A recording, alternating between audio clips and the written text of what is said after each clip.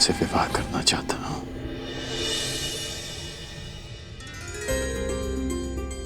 क्या तुम मुझसे विवाह करोगी?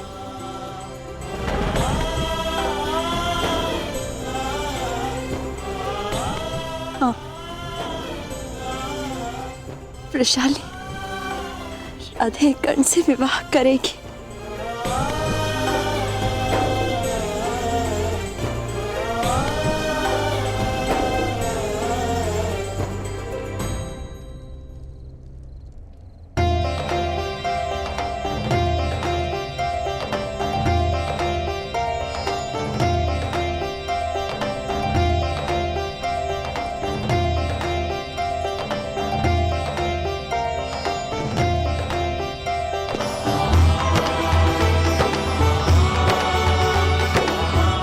चले। सारथी, प्रस्थान करो।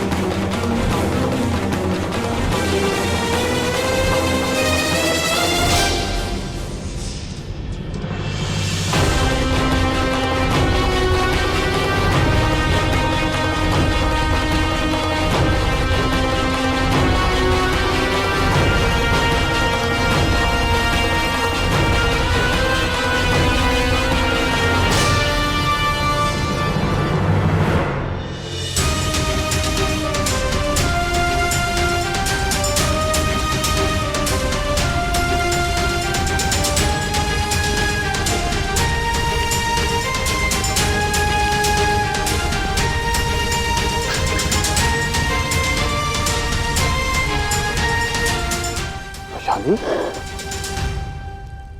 क्या हुआ? कोई बुरा स्वप्न देखा? हाँ कर्ण, बहुत ही भयानक स्वप्न था। मैंने देखा कि तुम विवाह की पोशाक में किसी स्त्री के साथ रथ पर सवार हो और मैं सारथी बनकर रथ की भागडोर संभाले हूँ। ऐसे स्वप्न कैसे आ सकते हैं मुझे? तुम स्वप्न में भी किसी और स्त्री के साथ कैसे विवाह कर सकते हो? स्वप्न तुम्हारा और आरोप मुझ पर। छेड़ो मत मुझे कर्ण। मैं बहुत भयभीत हूँ। मैंने सुना है कि स्वप्न भविष्य का संकेत होते हैं। मुझे ऐसा स्वप्न क्यों आया? कहीं यही मेरा भविष्य तो नहीं? शांत हो जाओ वैशाली, शांत हो जाओ। अच्छा पता कि तुम्हारे स्वप्न में तुमने उस स्त्री का मुख देखा।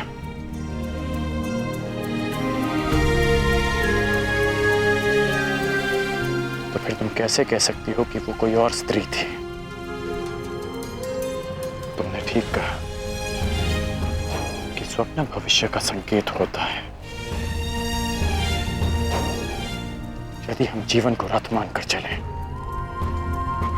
तो ये स्वप्न संकेत कर रहा है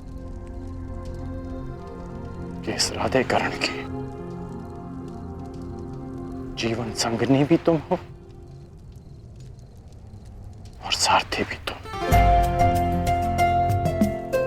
जिस पुरुष की पत्नी उसकी सहयात्री होने के साथ साथ मार्गदर्शिका भी हो, तो बड़ा भाग्यशाली होता है।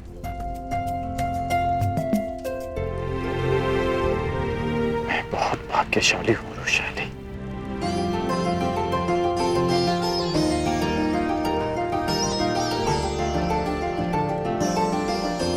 ईश्वर करे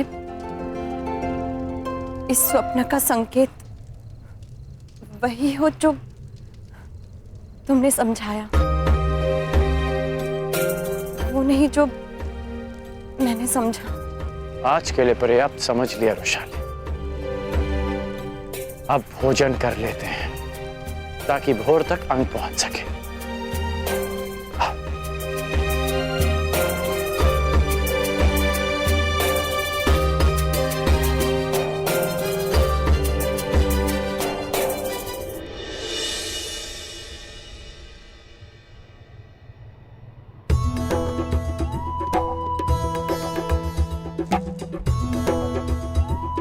अंगराज कर्ण की, अंगराज कर्ण की,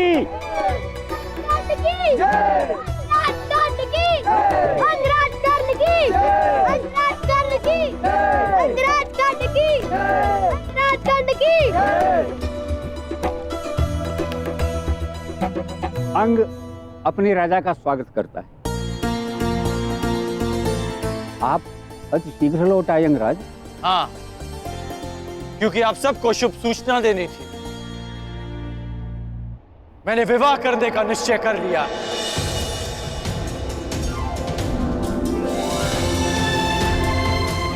अंग देश को उसकी महारानी बहुत शीघ्र ही मिलेगी। अंग की रानी कौन होगी मित्र?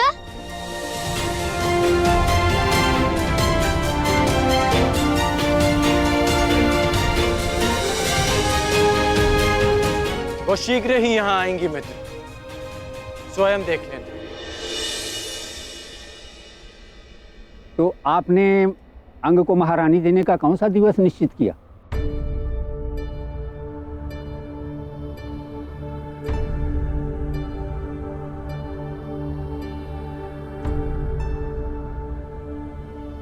पूर्णिमा से अगले दिवस प्रतिपद को विवाह होगा।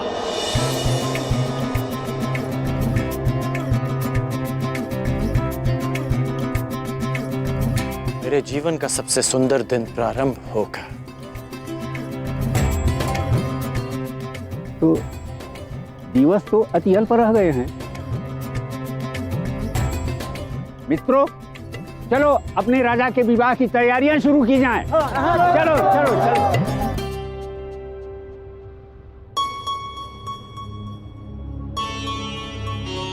कर्ण,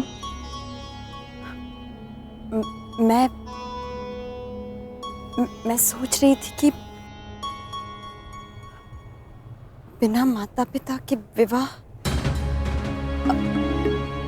तुम समझ रहे हो ना मैं क्या कह रही हूँ?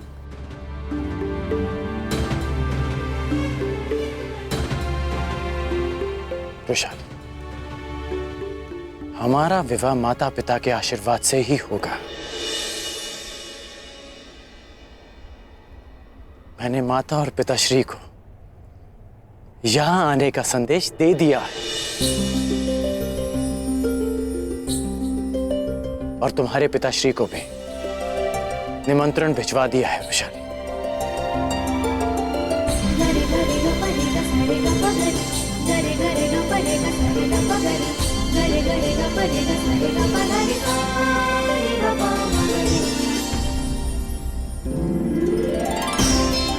कन्या की आंखों में अश्रु विदाई के समय आने चाहिए, उससे पूर्व नहीं।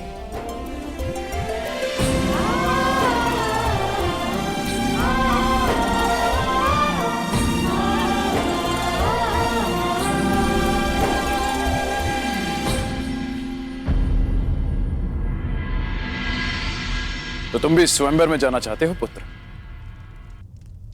हाँ पिताश्री।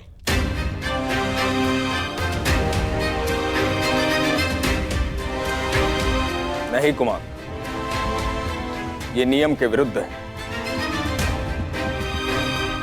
जब तक ज्येष्ठ पुत्र अविवाहित है, युवराज अविवाहित है, तब तक कोई और कुमार स्वयंवर में नहीं जा सकता।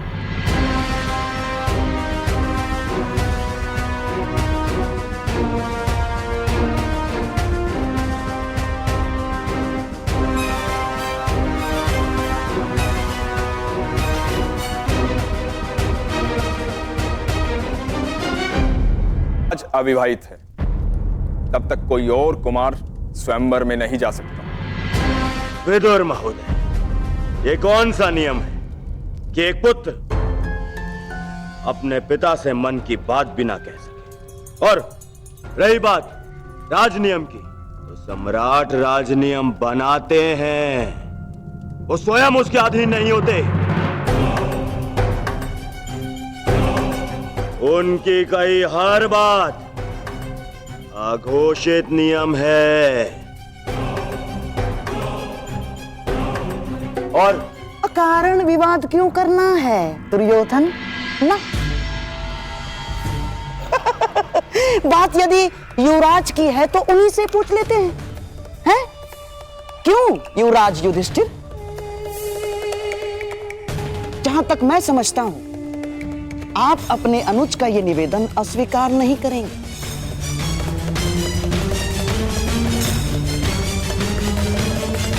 निसंदेह है मामाश्री, यदि अनुज दुर्योधन स्वयंवर में साथ जाना चाहते हैं तो मुझे कोई आपत्ति नहीं।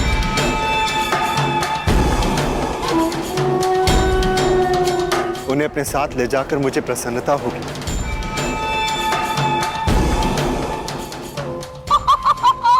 साधु साधु, आपका अपने भाई के प्रति प्रेम अतुलनीय है। लीजिए महामंत्री विदुर, हो गया विवाद का निवारण।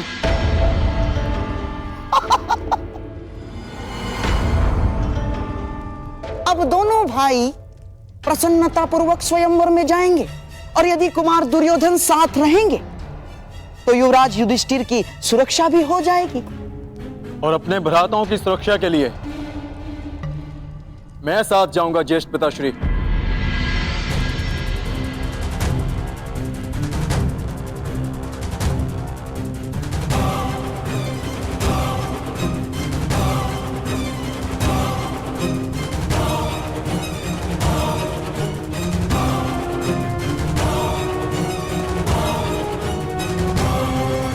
सुरक्षा के लिए मैं साथ जाऊंगा ज्येष्ठ पिताश्री।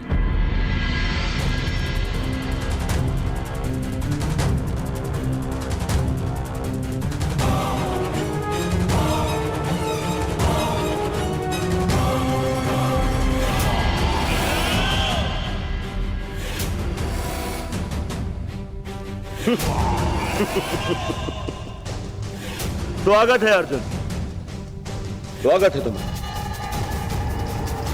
मेरा एक मित्र भी तुमसे मिलने के लिए विलायत है।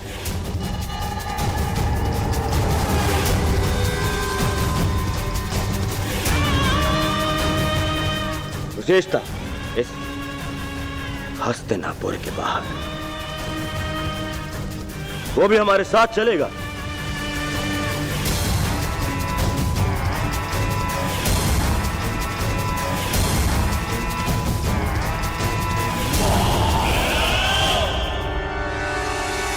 विदुर, कलिंग नरेश को संदेश भेज दिया जाए कि हस्तिनापुर के कुमार स्वयंवर में पधार रहे हैं।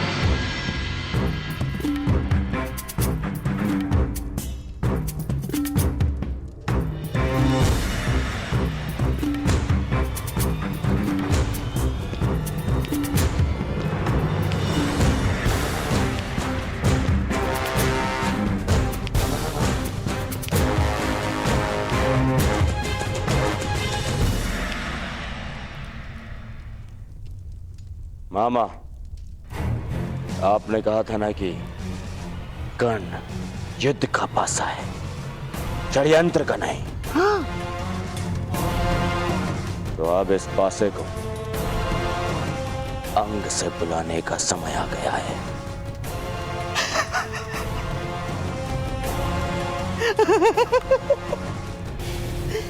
मेरे होने वाले सम्राट।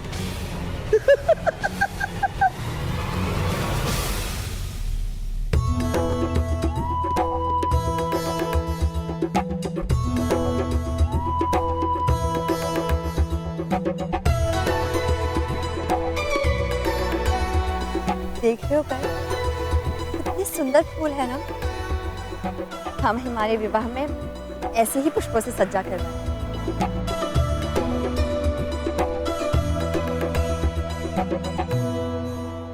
क्या सोच रहे हो?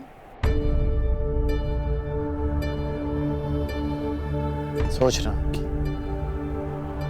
माता और पिताश्री शीघ्र ही आते होंगे। मेरे पिताश्री आएंगे या नहीं ज्ञात नहीं।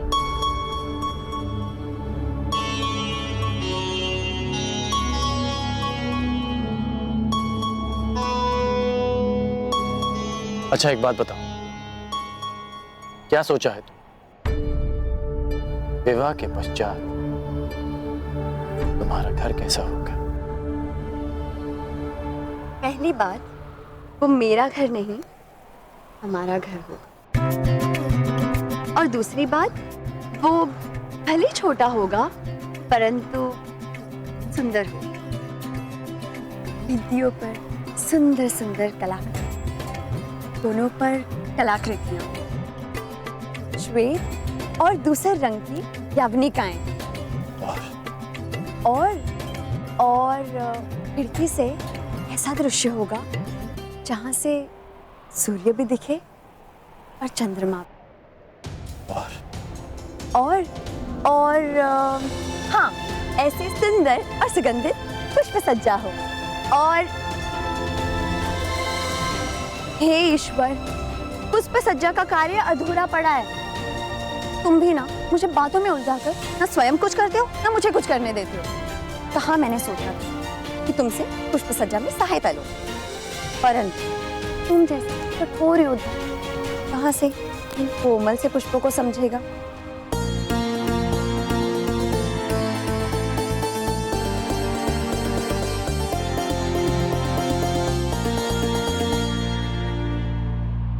तुम्हारे साथ रह रहकर समझ गया।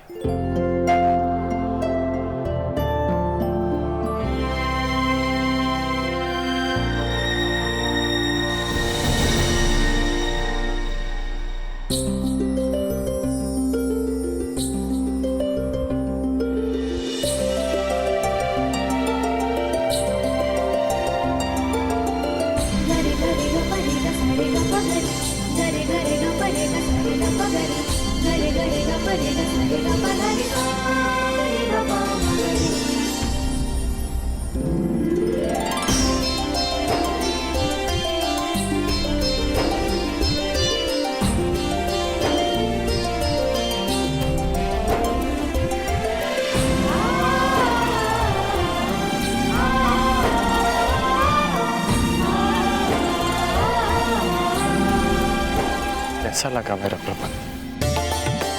अद्भुत, अति सुंदर।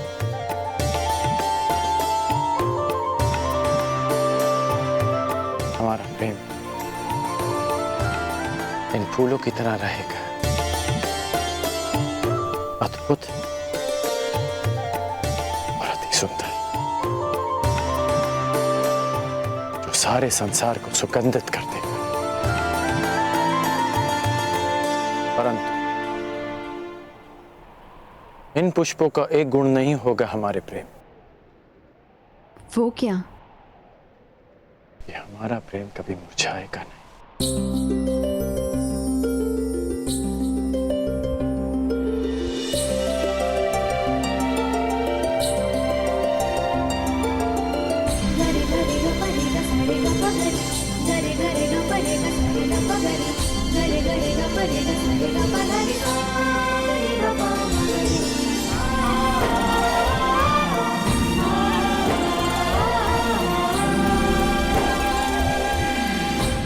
परंतु इन पुष्पों का एक गुण नहीं होगा हमारे प्रेम। वो क्या? ये हमारा प्रेम कभी मुरझाएगा नहीं।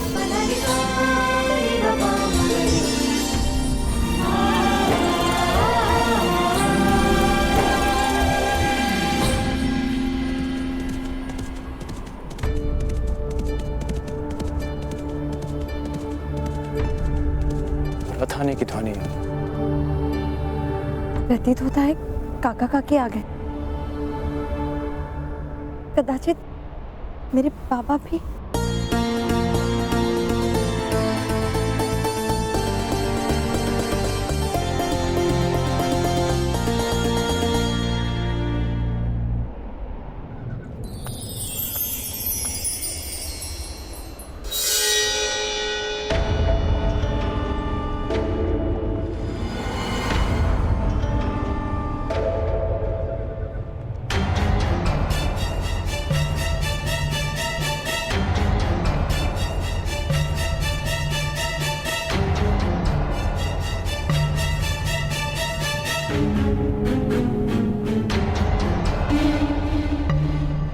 प्रणाम कुमार।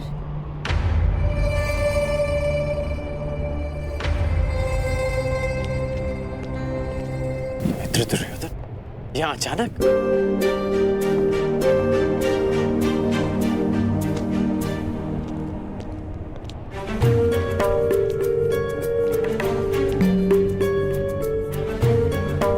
क्यों? मित्र के अचानक आने पर प्रतिबंध है? नहीं, आपका स्वागत है।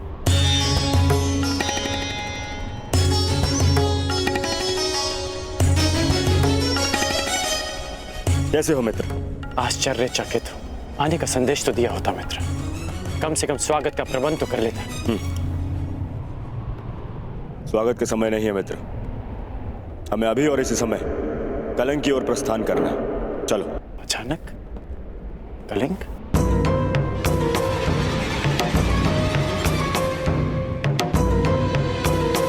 हाँ, कलिंग नरेश की पुत्री के स्वयंवर का निमंत्रण आया है। कदाचित तुम्हारे सहायता की आवश्यकता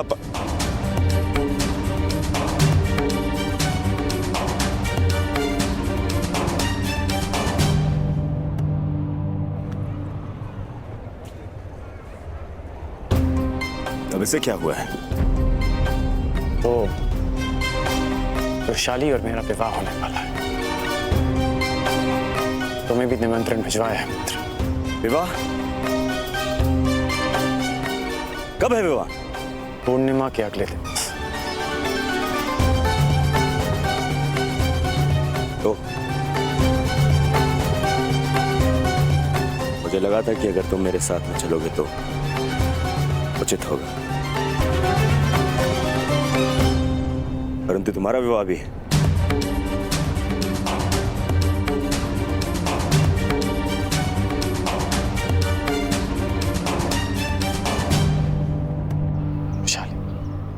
पूर्णिमा आने में सप्ताह भर शेष है, तब तक मैं लौट आऊंगा। अवश्य किसी संकट का अनुमान होगा कुमार दुर्योधन, इसलिए मेरी सहायता की आवश्यकता है।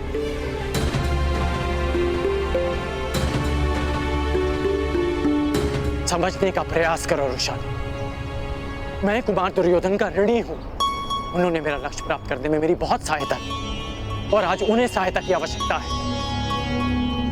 मैं उन्हें निराश नहीं कर सकता। मित्र की सहायता कर्ण का परम धर्म है।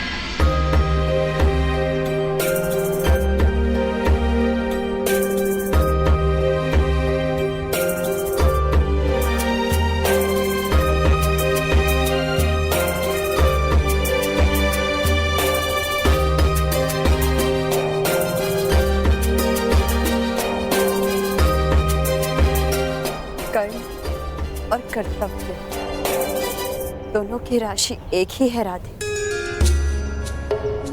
जिसके साथ जीवन के मार्ग पर चलना, उसके कर्तव्य के मार्ग पर बाधा नहीं बनेगी ये वृषाली। मैं प्रतीक्षा करूंगी पूर्णिमा से पहले लौट आऊं। और हाँ, स्वयंवर में सम्मिलित होने जा रही हूं। अकेले ही लौट, कोई भी हो, सौत किसी को नहीं भाती।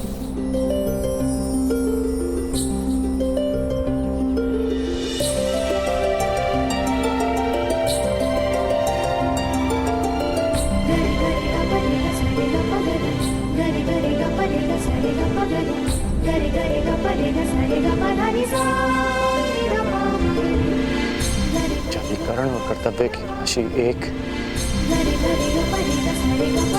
शादी और विश्वास की राशि भी एक है। और मुझे कर्ण का कर्तव्य है कि वो वृषाली का विश्वास ना तोड़े। जब कर्ण धनुष तो वृषाली उसकी प्रतिज्ञा,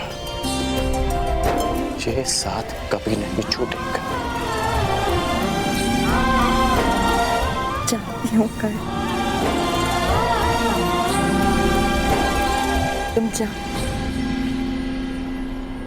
परंतु शीघ्र ही लौटना।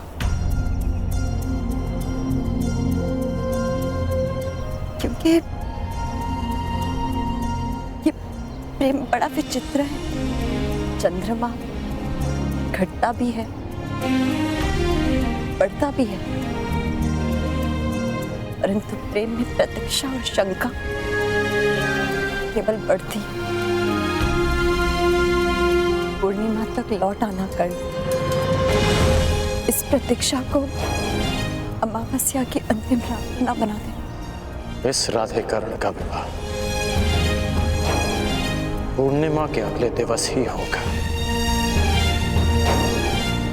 ये मेरा वचन है।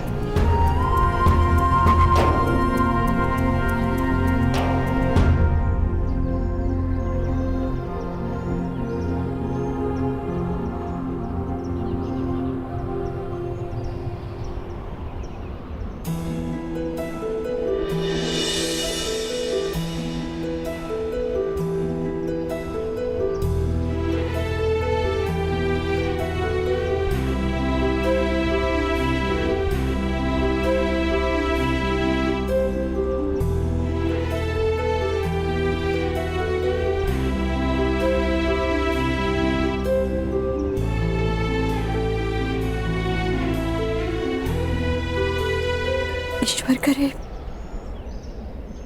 मेरा स्वप्न सत्य सिद्ध ना हो।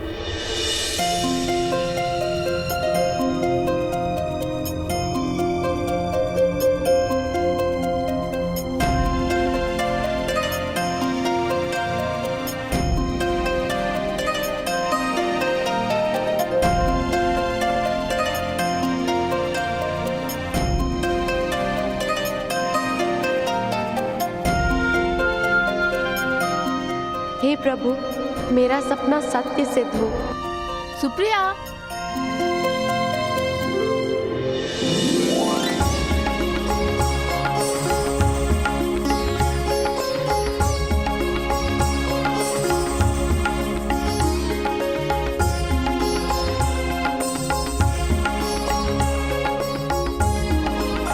सुप्रिया शीघ्रता से चलो, राजकुमारी भानुमति आपकी प्रतीक्षा कर रही है। आ रहे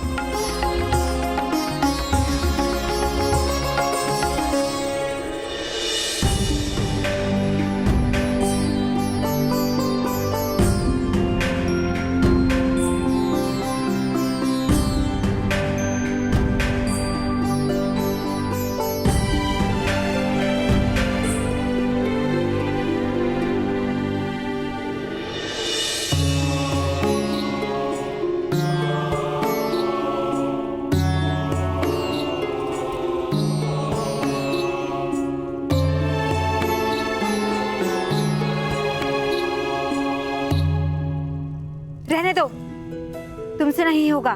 सुप्रिया के अतिरिक्त कोई भी हमारी रूप सज्जा ठीक से नहीं कर सकता। कहाँ है सुप्रिया? यही हूँ सखी।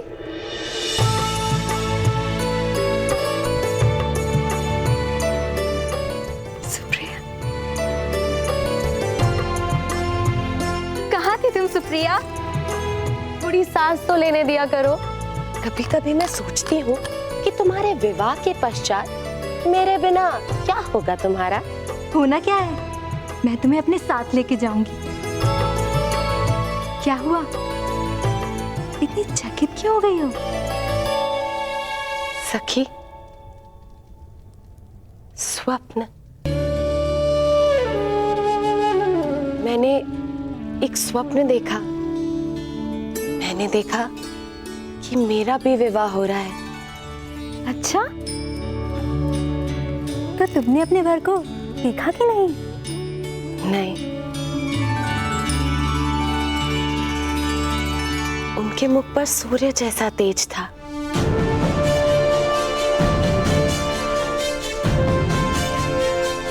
मैं स्वप्न में भी उनके समक्ष अपनी आंखें खोल ही नहीं पाई।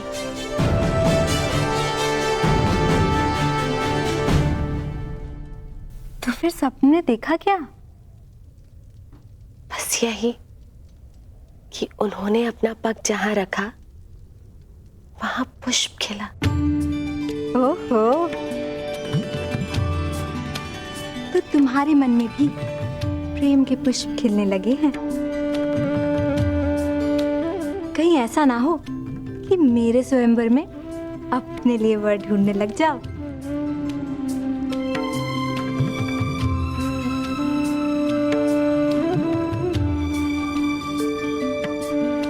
और भानुमति नाम का ये पुष्प कहीं बिना खिले ना रह जाए।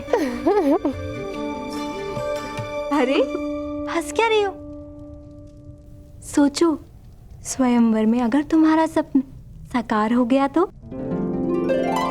कहीं तुम्हें वर भा गया तो? तो क्या, मैं तुमसे तुम्हारी वरमाला छीनकर उस सूर्य के गले में डाल दूंगी।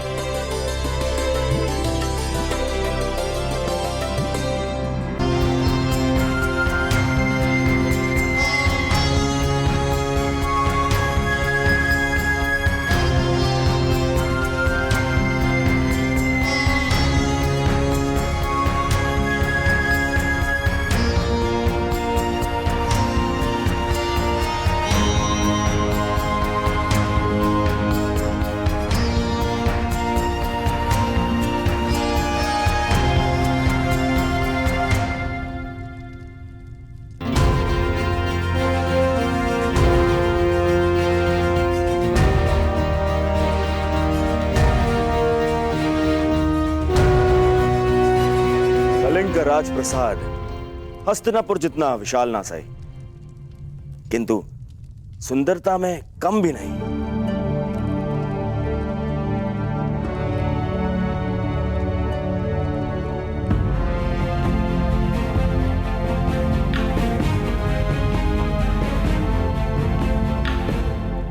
अनुज दुर्योधन,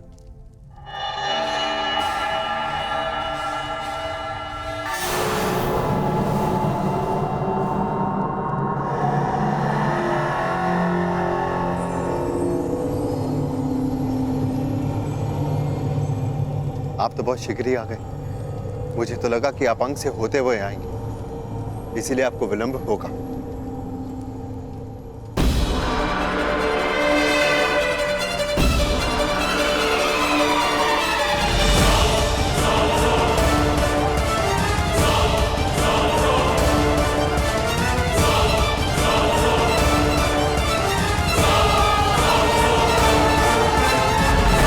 आपने दिखाई है युवराज, बड़ी ग्लानि होती है मुझे जब मैं सोचता हूं कि इस महान भारत युग को युधिष्ठिर जैसा युवराज मिला।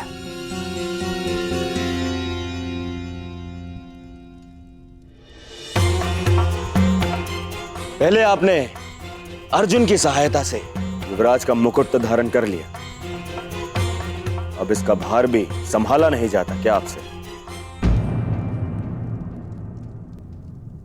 कि आज भी अर्जुन को ले आए हैं अपनी सहायता के लिए?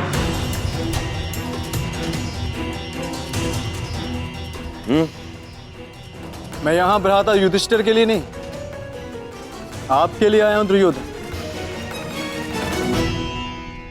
कहीं पांचाल नरेश की भांति यहां आपको किसी ने बंदी बना लिया तो आपको छुड़वा तो सकूं। आज यह आचार्य द्रोण की बनाई हुई सीमा नहीं है अर्जुन।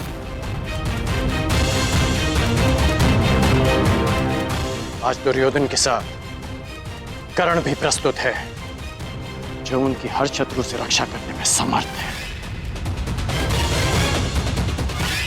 चाहे वो कोई राजा हो या किसी युवराज का सहायक।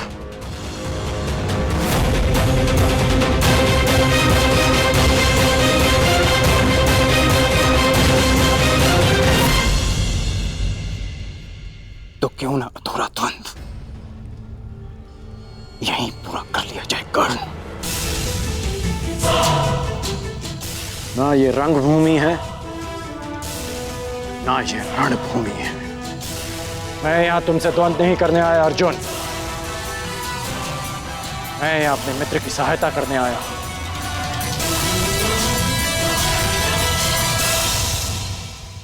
मैं वचन देता हूं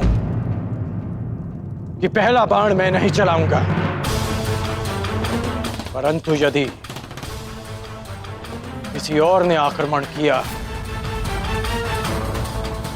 तो उस युद्ध को अंत करने का अंतिम बाण मेरा होगा।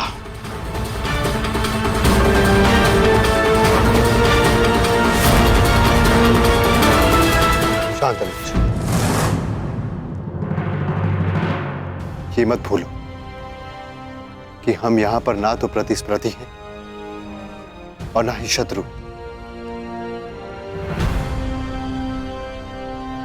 दुर्योधन भी हमारा ही भ्राता है। हम यहां पर हस्तिनापुर से स्वयंवर में भाग लेने आए।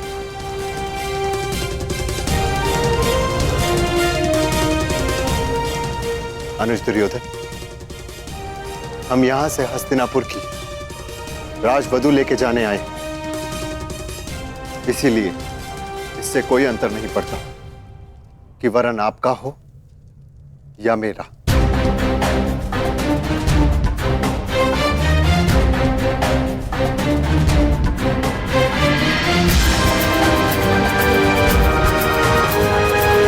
चलो अनुज।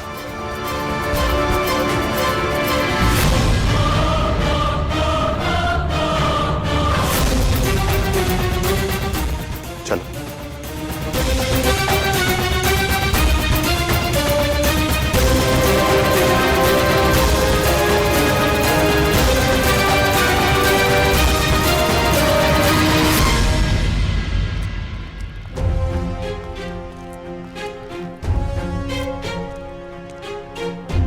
सखी, झरोके में आइए ना। यहाँ से स्वयंवर में आए सभी राजा और राजकुमार दिखाई दे रहे हैं।